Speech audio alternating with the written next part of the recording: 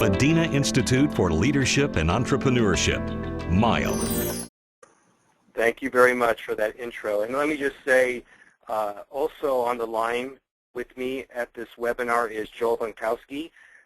He's the author as well of The Michelangelo Effect, and he is an attorney at law and also has his MBA and also a professor of business law and business leadership at DeVry University, and a good friend. So he's going to also facilitate this webinar this afternoon. And let me just start by telling you where we hail from. And it's Nashville, Tennessee, which is, if you can see in the map on that upper left corner, it's in the southeast of the United States. And most people who think when you hear about the South, you talk like this: how y'all doing?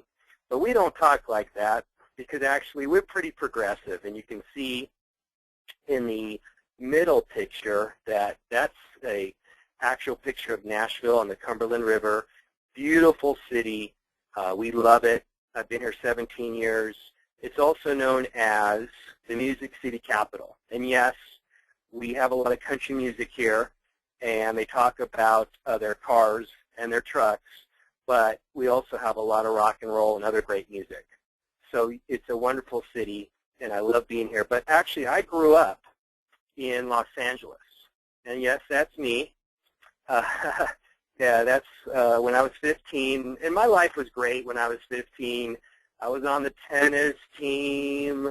I had a girlfriend. And let me just say, this is the 1970s. You can tell by the short shorts and the wood racket. And my life was great. And then one heartbeat later, my dad died. And I remember going from this happy-go-lucky teen to a terrible, troubled teen. And I started getting into fights. I started yelling at teachers. I remember the vice principal, Smithson, he called me in his office and he said, "Greg, you're going to be expelled unless you see Dr. Carlson." And I was like, I don't want to see Dr. Carlson. I didn't want to see a shrink. I didn't want to see a psychologist. I didn't even know what was back then, and I definitely didn't want to see one. But he insisted. So that afternoon, I saw Dr. Carlson. And within a few minutes of talking with Dr. Carlson, he knew what was blocking me. He knew what was creating all my anger and frustration. And he took out a pillow from the couch and he handed it to me. And he said, "Greg, I want you to pretend this pillow is your dad. And I want you to start hitting it." And I was like, I don't want to hit that pillow if it's my dad. I don't want to hurt my dad. He's gone. But he insisted. So I grabbed it. And nonchalantly, I start hitting it, and then I start hitting it a little harder, and all of a sudden my emotions got out of whack, and I start hitting it harder and harder, and then I just want to rip that pillow in two, and I threw it on the ground, and I stomped on it, and I yelled out a painful scream. And that was the start of my journey. And I remember thinking that my mission needs to understand how people handle loss, because Dr. Carlson actually helped me to handle my loss. He put me back on track. He allowed me to gain control of my emotions. And it took a while, but when he did that, I became that happy-go-lucky kid again. And actually, he helped me even become a better person. And so from that experience, I wanted to really understand how people harness the power of loss. And I made it my mission for the last 30 years to understand how people can really use it as an advantage, how they can use adversity, how they can use failure, how they can use some serious tragedy as a way, as a vehicle to become better as a person. And I've worked with some of the greatest athletes in the world. I've worked with some of the top CEOs from Fortune 500 companies, and I've tried to gain an understanding how these people fail and fail and fail, yet they still succeed, and they become better at it because they failed. And to illustrate the point of what they do, I want to first share with you a quote by Michelangelo. And Michelangelo, if you're not familiar with him, he is the famed sculptor who did the statue of David from the Renaissance. And his quote is, "I saw the angel in the stone, and I just freed it." And what happens is adversity, tragedy, some serious loss can actually be like a stone that imprisons you. And some people are imprisoned from that tragedy, from that loss. They're frozen in time, and they can never move on. But there's other people who use this adversity like a chisel, and it makes them into a masterpiece. They know how to use it to become a better person. They just don't bounce back. They bounce back even higher. And that's what we call the Michelangelo effect. The Michelangelo effect is how people use a serious tragedy, a failure, a loss, a bankruptcy, whatever it might be, how they use that situation to sculpt them into a masterpiece. And we have discovered that people that can use adversity, loss, tragedy, and become better for it have what we call transcendability. And it is a skill that we want to share with you so that you as a leader can help your employees, your staff, and even yourself gain this immense, important skill, transcendability. But actually, this is not something new. It's been known for thousands of years. It's really an ancient secret that we want to share with you today. And to illustrate my point, Patanjali was an ancient philosopher. He wrote this 2,500 years ago. And let me share with you these words because they're very prophetic, and you'll see how they relate to exactly what we're going to talk about today. When you're inspired by some great purpose, some extraordinary project, all of your thoughts break their bonds. Your mind transcends limitations. Your consciousness expands in every direction, and you find yourself in a new and great, wonderful world. Dormant forces and talents come alive, and you discover yourself to be a far better person than you ever dreamt to be. And while this is an ancient truth, it's really a modern truth. And it's really what we have discovered to be the new science of personal triumph. And what we're going to do today is share with you this new science so that you can become a much better leader, so that you can inspire people to transcend beyond their loss, their tragedy, their adversity, their failure, so that you can inspire people to have transcendability. And someone who has transcendability is Joel Bankowski. And I think it's real important for him at this moment to share his story with you so you can understand how it works within a certain structure. So here's Joel. Hello, everyone. It's Joel Bankowski here. Just want to share with you my story to illustrate the point of transcendability. After law school, I came to Nashville, Tennessee, and built an entertainment company. Everything I touched seemed to turn to gold. We were starting an internet MTV-type station, and several companies out of New York wanted to take our company public. That was right before the dot-com bubble there, during the dot-com bubble. They valued the company at $30 million, and I was rich, stock rich. I was living the good life, bought house, cars, vacations. I could sell my stock, and I thought I was pretty wonderful at that point. Pride and ego started coming in, and I started playing the companies back and forth against each other. $30 million didn't seem to be enough, and I wanted more. I waited too long. Dot-com bubble burst in 2000, and in 1 year, I went from very, very rich to very, very poor. I ended up on my knees, and I just said, praying to God, God, help me. What can I do? I'll do anything you want me to do. I opened up the want ads and went for an interview to be an attorney, doing wills and trusts. That's the last thing in the world I ever wanted to do. But I was humbled. I went to the interview. The attorney said I could have the job, but he also said he was on his last day at the job, and he was going to Chicago to apply to work for Ford Motor Company. He said, why don't you come along? I took my last money I had on my last credit card, bought an airline ticket, went to Chicago, and I had to perform in front of the Ford top brass. While I was performing in front of them to be a trainer for Ford, I found my gift.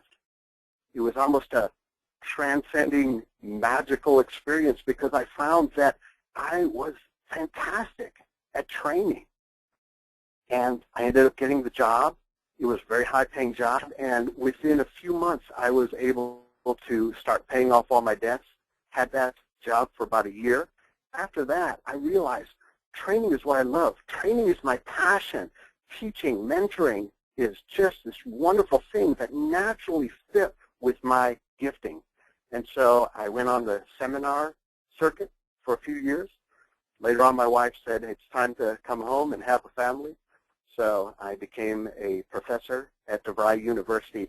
And the most amazing thing is this incredible difficulty, this loss of my business, it could have destroyed me. But instead, it became the chisel that helped me transcend, find my true self, and do the thing that I'm passionate and I love to do. After being a professor for several years, the most amazing thing is a lot of clients started coming back to me, people from the entertainment industry. And now, not only am I a professor, but I represent some of the biggest names in the music business here in Nashville. So I got back everything that I had, plus joy, peace, happiness, and purpose. Here's Greg. Yeah, that's a wonderful story about Joel. It really illustrates someone who has transcendability, who lost it all, who bounced back, but bounced back even higher than ever before. And to understand this principle of transcendability at a deeper level, I want to really talk about the old science of loss. And if you're not familiar with Kubler-Ross, in 1960s, she was interviewing all these people who were dying. And she discovered that they actually go through these stages of loss. It's kind of like a ladder that they move through and progress. And she wrote it in her famous book in 1969, Death and Dying. And it's a seminal work. And if you're not familiar with the stages of loss, basically she says people go through denial. They deny that they're going to die, and they don't believe it. And then stage 2 is now they're mad and they're angry at the world, at a higher power, whatever it is. They're just mad as heck because they have this difficulty and this tragedy. Then stage 3 they get depressed and saddened by what's going on. And then stage 4, all of a sudden something starts changing. They start bargaining with the higher power and believing that there's the reason for this and there's a reason for their situation. And then stage 5 is acceptance. And it was very profound when her work came out because it had a lot of benefits. One of the main benefits was therapeutic, because if you're a therapist and you're working with someone who's grieving and grieving a loss, you know, in terms of their dying, and they're stuck in a stage, then it helps the therapist to give them the right feedback and information and guidance so they can move through these stages, because everybody wants to get to acceptance. And as important, there's a lot of application to our stages of loss. And what people have done is realize that these stages don't deal with just, you know, losing your life. They're also related to losing a loved one, losing a job, bankruptcy. It relates to all stages of loss. And so that's what made it so powerful. And actually, our work is standing on the shoulders of this giant, Kubler-Ross, because what we've discovered, and in our research, just a little background, we've interviewed hundreds of people who've had a serious loss of a loved one, who had a tragedy where they lost a limb, let's say they lost their eyesight, or they lost their job, and they're down on the, you know, in the dumps, and they have no money, or they're bankrupt. Whatever it might be, we've interviewed all these people throughout the world, and we've discovered that acceptance is not the last stage to these stages of loss. Actually, what we've discovered, and this is the new science of personal triumph, is that people can actually have transcendence from loss. Transcendence is the last stage of loss. And transcendence is that you're actually bouncing back not just to the original point, which is resiliency, you're bouncing back even higher than ever before. You're bouncing back to a higher spot. You are becoming a much better person. It's like we're extending the ladder, and we're allowing you to even raise higher because the loss made you bounce back to this highest point, and that is transcendence. You have now become a masterpiece, much more so because of the loss, because of the tragedy. And that is what's so vital to this information, and that certain people have used this tragedy to gain transcendence. But what's even more important is that there's stages of transcendence. And just like there's stages of loss with the Kubler-Ross work, we discovered there's actually stages of transcendence that people go through when they have this loss to gain transcendence. And Joel's going to discuss how his story relates to the stages. So the 5 stages of transcendence, the first one is what we call flash the spotlight. Really, it's an awakening. So you have the negative experience, like in my example, the business folding, and going from a very rich person, prideful, successful, to being poor. And suddenly, this change in our circumstance really just opens up our eyes. It awakens us to a new experience, and we have to make a choice at that point. Either A, it's going to destroy us, and we're going to become negative, we're going to become bitter, we're going to say, what if life treated me poorly? Or we can come through it and we can begin to say, all right, this is a new reality, what do I learn from this? And so stage 2 really is what we call flip the switch. We make that choice, and we say, all right, let me learn from this experience, let me do something different. And that's the situation where I was on my knees and I said, hey, you know, whatever needs to be done, Lord, I'll do it. And went for the interview. So I made that choice to find a different avenue in my life. Stage 3, discover your genius, your talent, your gift. The most amazing thing is that many times when we're in our space where we're successful, we aren't exploring the total potential of ourselves as human beings. But this situation that we see as negative pushes us to move and to search and to find something different in our life. At that point, I was able to go and learn that I could teach, I could train, I could mentor, and a most amazing thing is I found that I had a gift that I had no idea that I had. For me, it's a very spiritual thing. It's something that doesn't come from me, but is really a gift. And I say it's really kind of a gift from God that we find our true self. So discovering that genius. Then 4, creating the life song. The life song really is figuring out how to take this new talent, this new skill, this new gift, and turn it into something that isn't about ego, that isn't about self, that isn't about self-aggrandizement, but is about service to others. And when you begin to make that change from pride to humility, you begin a whole new experience in your life. So I started to train at 4, went into the seminar business, teaching people how to do management, how to be successful, and how to serve their customers, and how to build great organizations.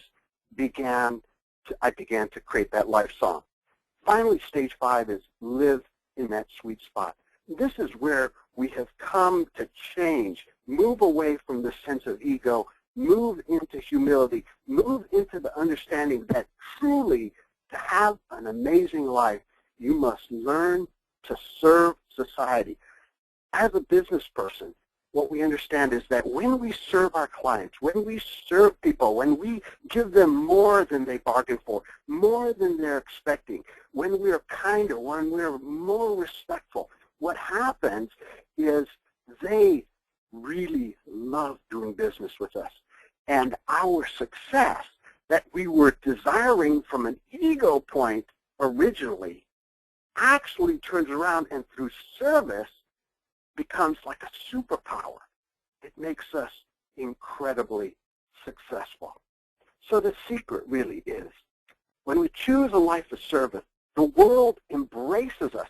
It gives us back joy, peace, contentment, everything that we really wanted. I call it the desire of our heart. And what's amazing about Joel's story is that he's not unique. When we were doing this research, originally I was looking for 3 or 4 factors related to transcendence. But what was amazing is that we discovered that people went through these stages in the same order, just like Joel. They went through the exact same stages. It was almost like a sequential order that they had to go through to find their sweet spot in life. And here's a couple other examples. Stephen Garrett, he was a financial consultant. And like Joel, he was living high on the hog in the sense of he was making lots of money. He had so many materials. I mean, he told me he had more money than he could spend. And then his sister died, and he loved his sister. And it was like almost a slap in the face. It was an awakening. He said he was like asleep at the wheel, and he realized that this is not where he was meant to be. Material wealth was not where he was meant to be. He realized that his favorite sister who he lost, that was for a reason. And his strength was counseling people. He was counseling people financially. So he realized that he could use that strength, and he channeled it into grief counseling. And so now Stephen Garrett is a grief counselor. And he doesn't make hardly any money. His life has totally changed. His lifestyle has totally changed. But he knows this is his lifestyle because he said to me he would never, ever do anything else. He knows this is his sweet spot. And just like Joel, just like Stephen, people go through these stages of transcendence in the same order, just like that, and they find their sweet spot. And they know it is not about themselves anymore. They become egoless. They lost their ego in the sense of me, all about me. It's not. It's about service, about giving back. And when they're in that mode, they realize they find their true self. And the world gives back to them more so much than ever before. That's the secret. The secret is that when you're in the mode of service and you give back, the world gives back way more than you ever expected. That's the true sweet spot of life. And it doesn't relate to this personal development. It relates to leadership. And here's a great story about the CEO of Merck. Merck is a pharmaceutical company, and he was awakened to river blindness. And he saw all this destruction going on in this small village in Africa. And it's a parasite that gets into their bodies through the water supply, and it makes them lose their eyesight. And about 90% of all people in this small village lose their eyesight. And he realized that Merck needed to do something. It was a complete awakening to him. And he realized there was meaning for him to see this story about river blindness. And he wanted to create a vaccination. And it was going to cost $10 million. And he knew that these people in this small African village couldn't afford a vaccination. They don't have any money, but he knew he had to do it. And the stockholder said, no, you can't make a vaccination where we don't make money from it. But he basically said, yes, we can, because he knew that they needed to do this. And he knew that he wanted to create a new life song for Merck, to basically show the world that this pharmaceutical company is for the greater good, and that they could do stuff for the greater good more so than just about the money. And what was amazing was they did eradicate river blindness, and they did make this vaccination. And what they have done is they put this statue in front of their company. And you can see this young boy pulling this old man who has river blindness. He's blinded. And it creates this immense pride in their company because they know that Merck is more so than just a pharmaceutical company, that they're doing something for the common good. They're doing something for the world. And so his transformation of this awakening of river blindness has actually transformed his company. And people are prideful to work there. And so this process of transcendence also applies to leadership, because leaders can actually transform their companies when they go through these stages of loss and turn it into transcendence. So it's not just about personal development, it also can be a company development. And so the issue though is, how do we develop the this transcendence? Because some people want transcendence, but they don't achieve it. And so Joel wants to talk about a little bit how he's seen companies try to transcend, but there's a difficulty to it.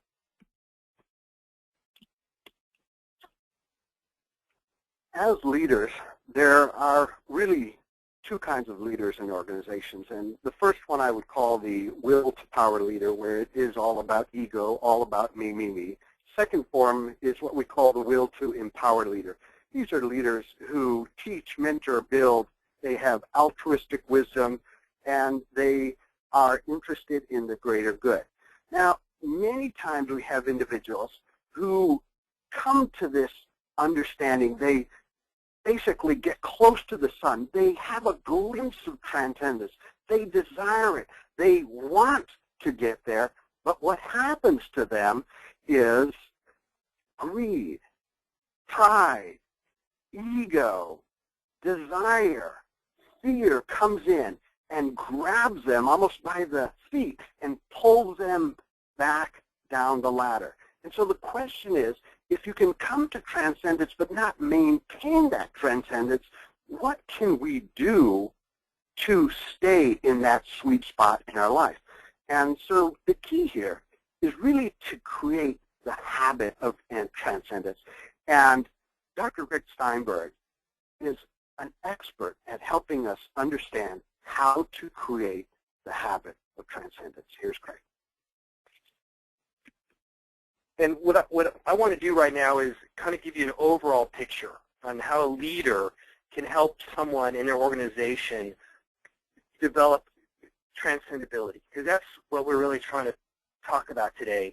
Is we're trying to explain how you as a leader can develop transcendability so you can propel your organization to this higher level. But also as a leader, you have to help others, individuals, develop transcendability, because they're always going to fail.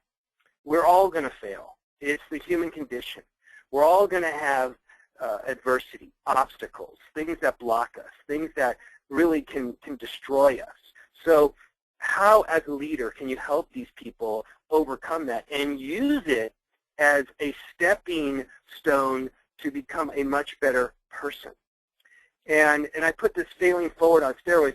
I think we've heard this term failing forward, but I want to explain kind of in a nutshell very quickly this overall picture, and then I'm going to take one step and really explain it in a much greater level.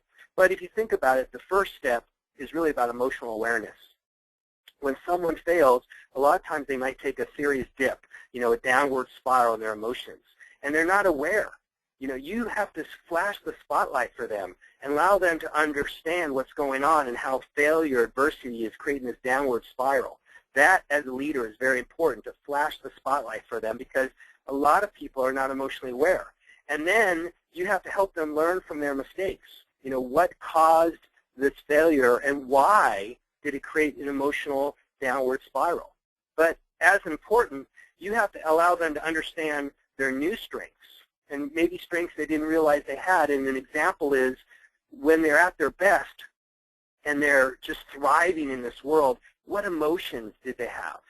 And the idea here is that can lead to their life song, which is these positive, powerful emotions that you have when you're in the right place at the right time. That's your life song. It's really like flow. You've heard this term flow or the zone. It's these positive, powerful emotional states that people have. But we're talking about not just a temporary state. We're talking about a continual, permanent state. That's the life song. So by understanding how people can create positive, powerful emotions time and time again, will ultimately put them in their sweet spot. Because when they're in this positive, powerful state, they're going to give off this amazing energy, and the world is going to respond back to them in a positive, powerful way. That's the sweet spot. Because when you're in this positive, powerful emotional state, the world will always respond to you back in a positive, powerful way. And we don't have time to go over each of these steps. I just wanted to give you an overview. But what I want to do today is just take one step, which is the life song, and go into great detail about how you can help someone in your business develop this life song, this positive, powerful, emotional state time and time again. And if you look at this life song triad, it's really three levels. It's being aware of your best state, what inspires you, and being aware of what basically burns you out or drives you down and puts you in this downward spiral. And then creating notes to your life song, which are primers, which we're going to talk about in a minute. But ultimately, the most important part of this triad is the squeeze. The squeeze is basically one of the oldest psychological principles on the book, and it's this. We go to our habits under pressure. So if your habit is negative, you're going to go to the habit when you feel stressed out and demotivated. But if it's a correct habit, you're going to go to that habit. And a great way to explain this is with the orange. And I tell my class when I'm teaching at Austin Peay State University, this is on the test. And when I say this is on the test, they listen. So this is on the test because this is a really important concept. So level 1 question. If I squeeze this orange, what comes out? Orange juice, right? If I squeezed it yesterday, what would come out? Orange juice. If I squeeze it tomorrow, what comes out? Orange juice. If Joel squeezes it, what comes out? Orange juice. If you squeeze it, what comes out? Orange juice. Okay, level 2 question. Why? Why does orange juice come out? Because that is what is inside. And whatever is inside you will come out under pressure. And if you put in negativity, if you put in fear, if you put in denial, then that is what will come out under pressure. But if you put in positivity, confidence, joy, compassion, then that is what will come out when you get squeezed. Because the human condition is all about being squeezed. So level 3 question is this. What have you put inside? What have you helped your employees, your staff to put inside? Because the secret is to put in the right juice. Because if you put in the right juice of life, then that is what's going to come out under pressure when they're stressed out, when they're demotivated, when they have failed and failed and failed again. If the right juice is inside, that is what will come out. And so today, I want to really talk about how to put in the right juice. And it starts with this thing called emotional awareness. And I just want to go over a little bit in some detail of this process, and then I'll explain how to apply this process in more detail. But when you ask someone about emotional awareness and their emotions when they're at their best or at their worst, you have to not just ask them what they were feeling. You have to ask why. Why is the cornerstone to this process? Why were they inspired? Did it have to do with meaning and purpose or being in control or because they're reaching their goals? And why were they burnt out? Why were they having this downward spiral? You have to understand why. Why is the cornerstone to the process? And then once you kind of understand this overall theme, so what's going on with basically why they're inspired and why they're burnt out, you can create primers. Primers are actually notes to their life song, because you're creating this life song for them and helping them to create their own life song. And primers are these powerful emotional stimuli, things like words and actions and images, which push our emotions in one direction, or they can push our emotions in another direction. I'll tell you one of my favorite experiments related to the power of primers, and it had to do with Harvard. A psychologist at Harvard, Ellen Langer, put these older adults into a young age boot camp, okay, in 1955. And these older adults at this time were 75 years old. But they made them believe that it was basically 20 years earlier, okay? So basically, let me just reiterate a point, is that it was actually 1975, I'm sorry, and they made them believe it was 1955. And so it made them believe it was 20 years earlier. And they put pictures of President Eisenhower on the wall because he was president in 1955. And it made them, they had Life magazines and magazines with the year 1955, and they all around the tables, and they had a badge with their picture and how they looked when they were 55 years old, and they could only talk about what it felt like when they were 55 years old. But remember, they were 75 years old at the time. So all these words, actions, and images made them believe it was 20 years earlier. And they did this for a week.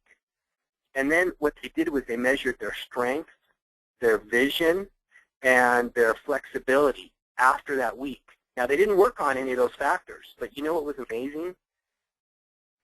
All the participants actually improved on their strength, their vision, and their flexibility.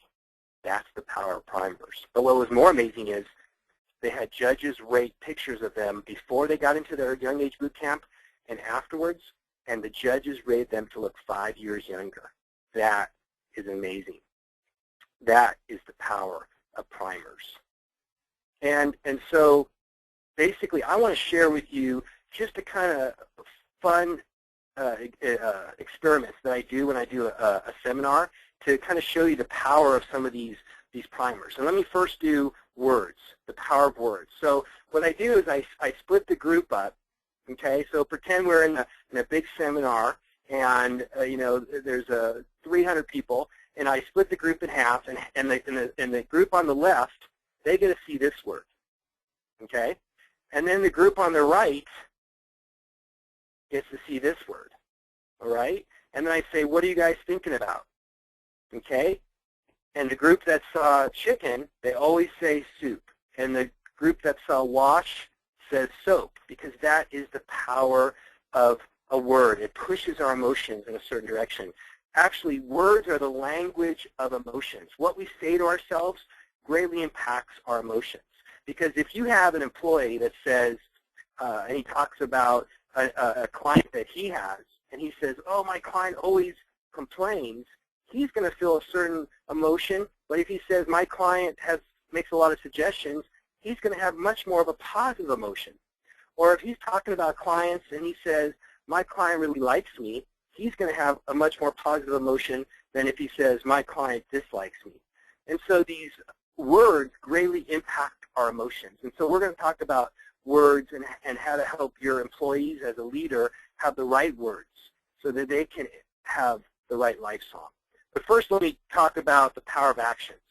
So again, let's pretend we're in this big seminar group, and I split you up. And the left side, you have to fake a smile. So pretend you're faking a smile, okay?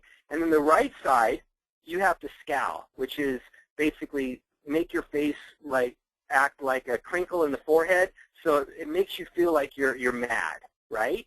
And then I show them this picture. It's a famous cartoon about Gary Larson. It says, the real reason dinosaurs became extinct. And the people that were faking a smile, just faking a smile, they thought this was funnier. That is the power of actions. Actions greatly impact our emotions. What we're doing through our actions will greatly impact our emotions. And we know in psychology is if you walk with a swagger, which is very confidently, you're going to feel more confident. And if you sit with your shoulders up and sit there talking with your shoulders up, you're going to feel more confident. So your actions greatly influence your emotions. And if you sit more relaxed, like Doggy Zen right here, you're going to feel relaxed. And I know this dog is very relaxed because he practiced this Doggy Zen position for months. But honestly, and I know that I'm being facetious here, but when you're in a relaxed position, you're going to feel more relaxed. Our actions greatly influence our emotions. And another great example is breathing. You know, if you take 4 deep breaths, just nice and slow deep breaths, you're going to feel relaxed because it's going to tell you you're in a safe spot. But if you breathe real fast, you're going to feel nervous and fearful because that relates to the fight or flight response. Because when we were basically hunters and gatherers and we had to run fast or fight, we basically had to breathe fast. And so breathing greatly affects our emotions. So our actions will actually change our physiology. So actions are so powerful, but so are images. There's this power to images. And another fun experiment that we've done is I show the group a series of older adults, okay, images of older adults. And then another group, let's say group B, on the right side of the room, I show them a series of younger adults. But here's the real experiment. We have them walk down the hall. And then we measure how fast they're walking. Did you know the people that saw the picture of older adults actually walk slower? It's true. You don't believe it because you don't believe it will happen to you, but it's true because primers work below our subconscious. They work in our unconscious. Why do you think advertisers spend millions and millions of dollars on the right words and the right images for us to buy stuff? It's true. So what we're asking for you today to do is take control of your primers, to be the master of your primers. Help your employees, help your staff be the master of their primers. And when they do, that's when they basically can create their life song and make their life song their habit. And so specifically, how do we go about doing this? And it's done in a few steps. And the first step is, and here's the coaching process as a leader that you want to implement with your employees. And you're the coach, and the first thing you would basically say is, tell me a time you were inspired, and have them basically explain a time they were inspired and why they were inspired, and a time they were burnt out. And so as an example, I was working with a financial advisor, and he told me a time when he was inspired. He was a medic in Afghanistan, and he had this Lieutenant Dansfield, who he was taking bullets out of his body because Lieutenant Dansfield was in charge of his company, and he basically was on the lookout. He was in a Humvee, and his company was ambushed in a small Afghanistan village. So he got in his Humvee, he ran down the hill, basically broke the wall, bullets flying everywhere. His company jumped in the Humvee, they escaped, but he had 5 bullets inside of him. And my client, who's a financial advisor, said, when I was a medic in Afghanistan, I said, there's no way that this guy is ever going to lose his life, not a guy with this much courage. So I stood for 5 hours and took out those bullets. And to me, that moment in my life was so inspirational. And I said, why? And he said, because there was so much meaning in my life at that time. Meaning and purpose is what gave him inspiration. And then I asked him, well, you know, what's going on? You know, you seem burnt out now. You know, you're a financial advisor. Why are you burnt out? And he said, because I feel like I'm going through the motions. There's not meaning and purpose in what I'm doing here. And so that was the why.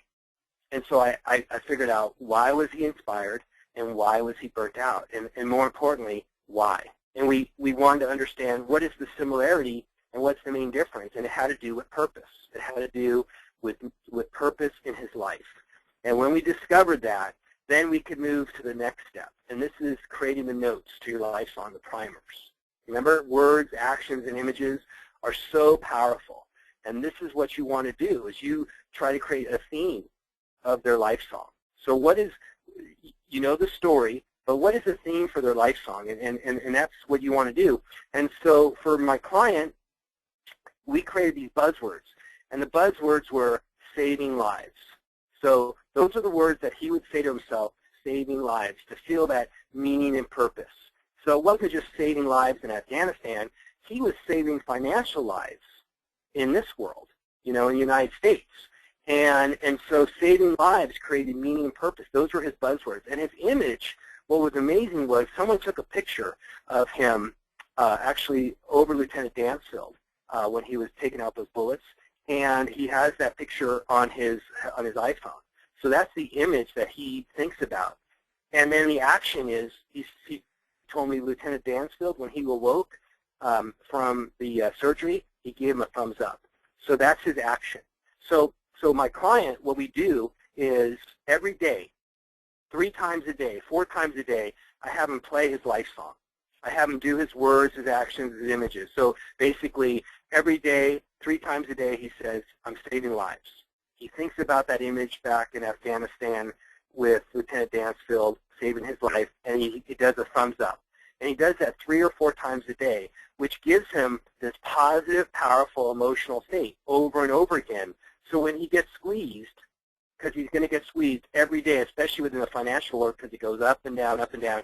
When he gets squeezed, these notes to his life song are going to allow him to gain access to these positive, powerful, emotional state. And that's what you want to do as a leader. You want to help your staff, your employees, gain access to this positive, powerful, emotional state, their life song, over and over again. Because as Joel said, a lot of people want to have transcendence. They get close to the sun. They really want it bad, but they can't because they don't have the habit of transcendence. What this is creating a habit of transcendence.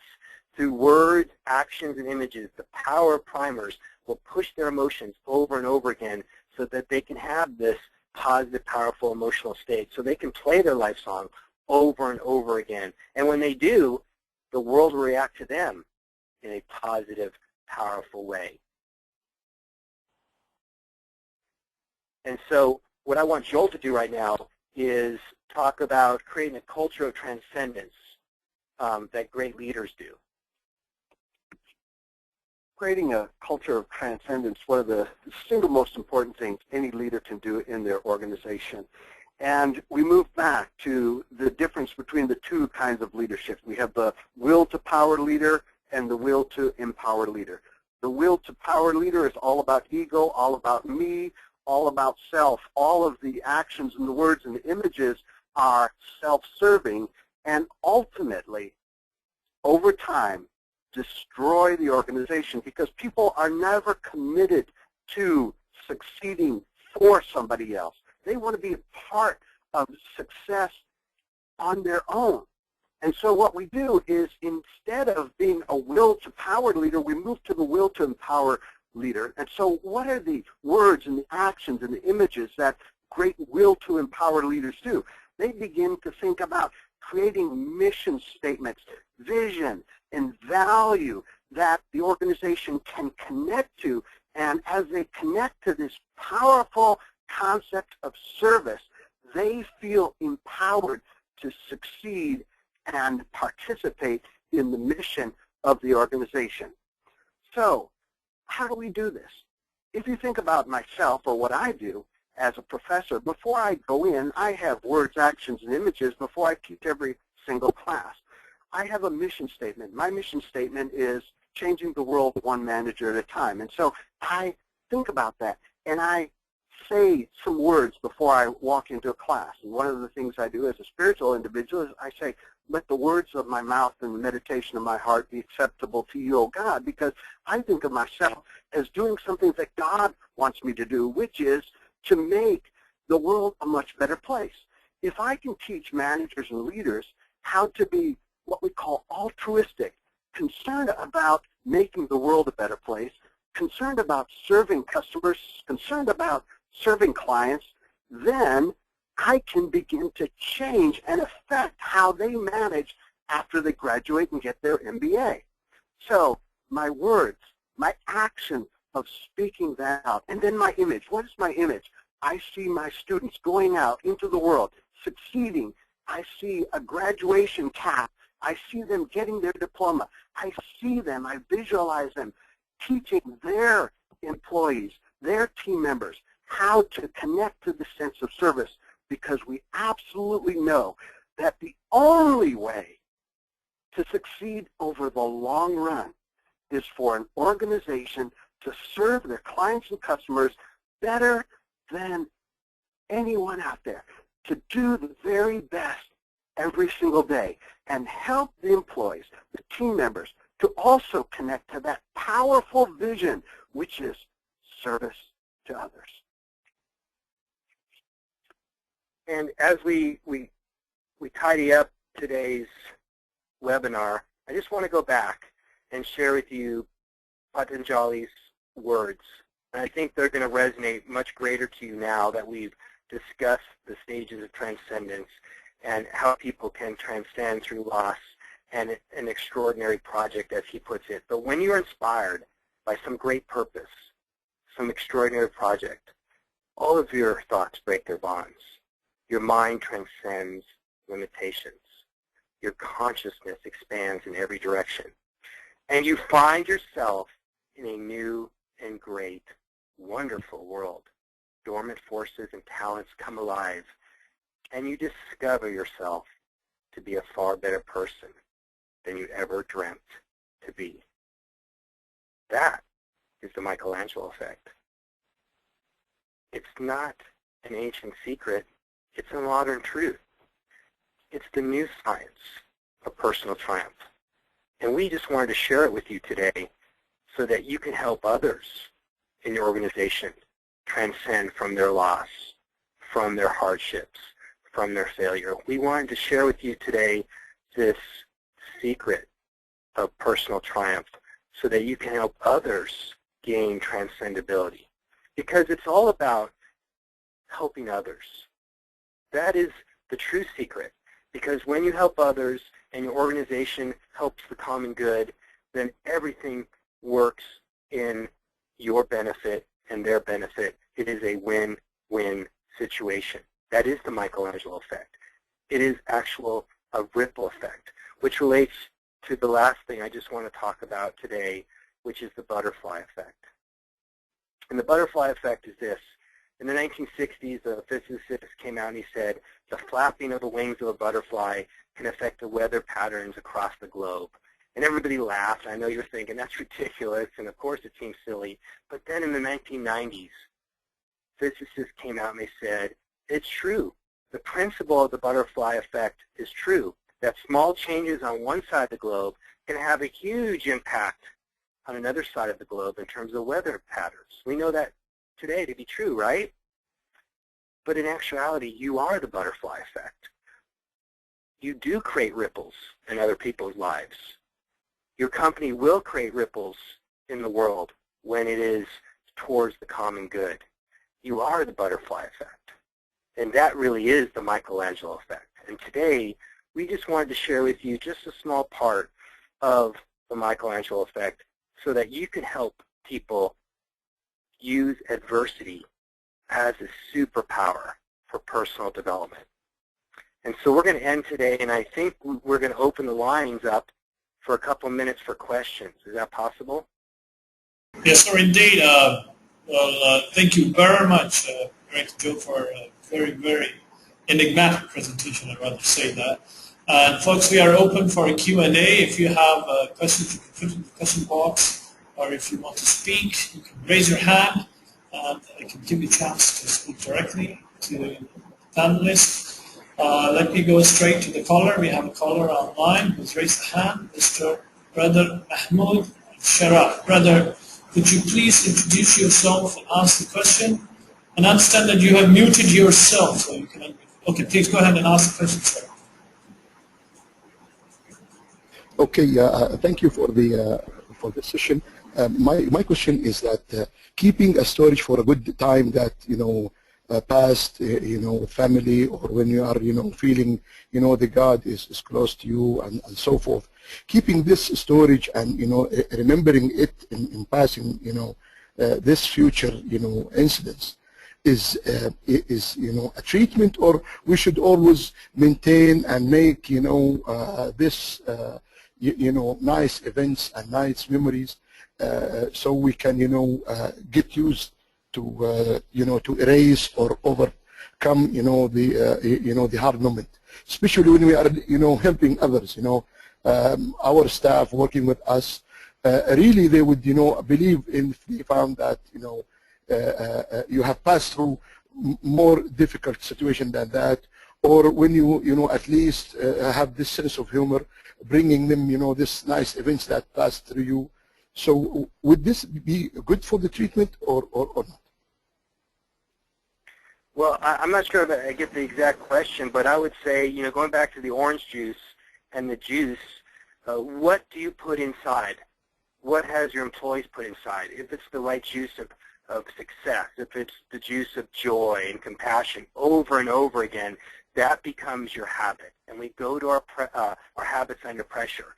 And we're all stressed out. We all have failure. We all have adversity. That's the human condition. But if you put in the right juice, then that is what's going to come out. So you want to do that over and over again. You want to make that an everyday experience.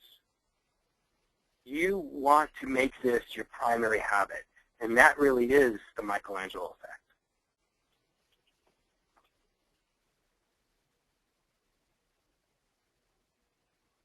I hope that suffices. Do you have another question? Do you have any other question before we move to another one? Okay. Brother Sharaf, Brother Muhammad Sharaf, you have anything? Okay. Fair enough. Let's move to another question. There are a few questions in the question box, so let me go straight.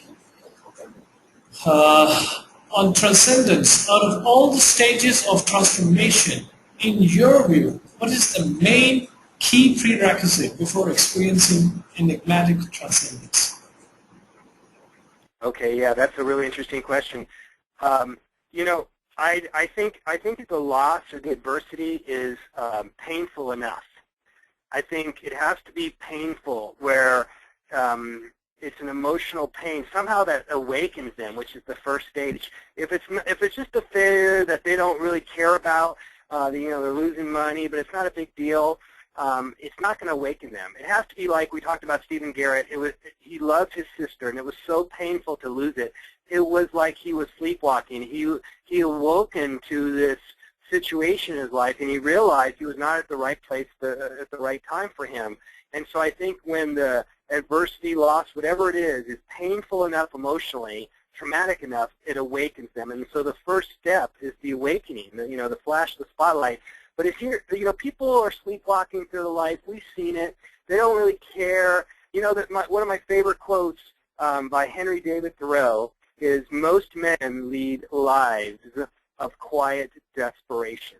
Think about that. He wrote that more than 150 years ago. Most men lead lives of quiet desperation. And what he was saying is most people are not in the right spot. They're not in their life song. They're walking through life basically sleepwalking. They haven't been awoken to their life to where they need to be. And as a leader, you want to help people to become awakened to their true place they need to be, to their life song. That's what great leaders do. They help people become more aware of themselves and where they need to be. That's the essence of true leadership, is guiding people in the right direction, which ultimately helps the company, which ultimately helps the world.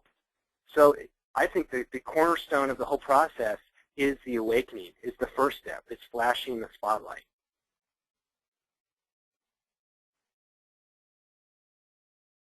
We have another question. Let me go. What makes you certain is that what you have decided is indeed the correct sweet spot of your life?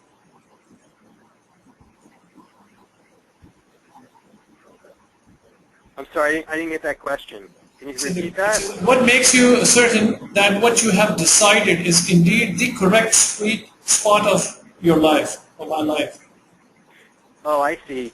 You mean as a person? I think, when you talk about the sweet spot of life, when you're in the right place and you know it, it's kind of intuition. You have to feel it, and it feels so sweet. You're not forcing it. You're not trying to show off. It's not about outcome. A great example to explain it would be being in the zone. When you play a sport, we call it the flow in psychology, but when you're in the zone, it's basically everything feels so easy. You're not trying, it's just happening. You're totally focused. You're just totally in the moment, and you're enjoying the moment. It's not about proving to anybody. You become egoless. You've lost your ego. It's about the journey. That's what we call flow or the zone. What we're trying to explain here is that's the sweet spot of life. You can find that every day. It doesn't have to be in sport. It doesn't have to be in business. It doesn't have to be temporary. It can be permanent. And the idea here is we're trying to make it permanent. How could you? I wouldn't think that you would not want to be in the flow every day. I mean, that is an amazing place to be, and that's what we're trying to do is help people be there to make it more permanent. Okay, sir, and we have one last question. A river blind example, using transcendence to transform companies. Could this be perceived as a new way of branding or positioning the firm, gaining emotional sympathies of masses? Say the last sentence. I'm sorry. The last sentence. Let me repeat. I'm sorry. Yeah. Just repeat the whole question. Yeah, the river blind example, I believe it's about the blind person, Yeah. how Mark used it. Uh-huh. It's using transcendence to transform companies. Couldn't this be perceived as a new way of branding or positioning the firm, gaining emotional sympathies of masses? Oh yeah, that's the fantastic question, and that's what we're ultimately getting at. Is yes, you want to create this vision statement for your company. This, as Joel mentioned, that relates to purpose, that relates to meaning, but ultimately that relates to how can we help the common good? Because when we're helping the common good, and it's not just about making profits, it's not just about how much money we can make, but ultimately, yes, you will make the profits, you will make the money, because that's important in business, but ultimately, when you're in that sweet spot and you have created transcendence in your company, like the CEO of Merck, basically, that sweet spot, the world will come back, and the energy from the world would be more amazing than you ever believed it to be. It will be a win-win. When we talk about win-win, that is what will happen. When you're not just about me, not about the outcome, not about the results, but when it's also about giving back and service and helping others in the world, it is a truth. It is an ancient wisdom that energy will come back to you. That really brings us towards the end of the webinar. I would like to thank both the panelists for a very rather transcending experience for all of us. Any concluding remarks that you would like to give before we dismiss out? I'm sorry, one more time? Any concluding remarks that you would like to give before we dismiss out, sir? Oh, just the last conclusion would be, thank you so much for participating. But what you'll see, what I've seen, and what has amazed me, is that this human truth of transcendability, you will now see it everywhere. You'll see it in stories. You'll see it in the newspaper. You'll see it on TV. And you'll now see that people who have transcendability are the happiest people in the world. Well, thank you very much for participating, and we really appreciate it. No, thank you indeed, both of you. Thank you very much. I really want to thank you on behalf of Mile for giving us a very interesting presentation, and thank you all of those who participated in this webinar and for posting your questions. We are recording this webinar, which will be uploaded on Mile Community, community.mile.org. The soft copy of this presentation is already uploaded on our community. I have broadcasted a link on the chat console. You can access it directly from community.mile.org through the download sections. With that note, I would like to end the webinar, so you all will. Madinah Institute for Leadership and Entrepreneurship, MILE.